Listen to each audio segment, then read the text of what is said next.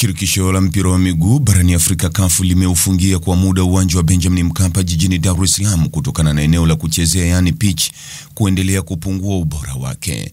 CAF imeelekeza eneo hilo liboreshwe haraka iwezekanavyo kufikia viwango vinavyotakiwa ili kuepuka uwanja huo kufungiwa kwa muda mrefu. Katika taarifa iliyotolewa Jumatano Machi 12 mwaka 2025 na shirikisho la mpira wa miguu nchini Tanzania TFF imeeleza kuwa kutokana na hatua hiyo, mechi ya robo finali ya kombe la shirikisho la CAF kati ya Simba na Al Masry ya Misri iliyopangwa kuchezwa uwanjani hapo Aprili 9 mwaka huu ipangiwe eneo lingine.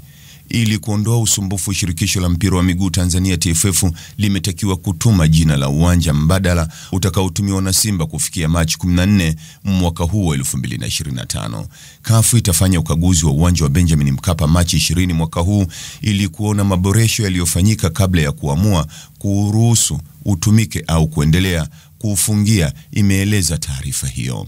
Awali, mbali na mechi za shirikisho, pia uwanja wa Benjamin Mkapa umepangwa kutumika kwa ajili ya fainali za mataifa ya Afrika kwa wachezaji wa ligi za ndani yani chani zitakazofanyika Agosti mwaka huu 2025.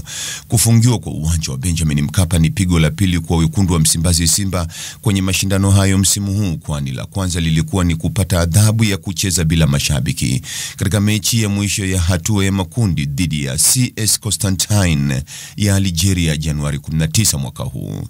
Katika mchezo huo Simba iliibuka na ushindi wa mabao 2-0 yaliyoifanya iongoze kundi A la mashindano hayo. Mtazamaji, ni yapi maoni yako kuhusiana na taarifa hii? Andika maoni yako katika sehemu ya ujumbe hapo chini. Like na subscribe pia ili uwe wa kwanza kupata habari wa chungu tele. Hii ni Focus News. Jina langu ni Deo Kaji Makomba.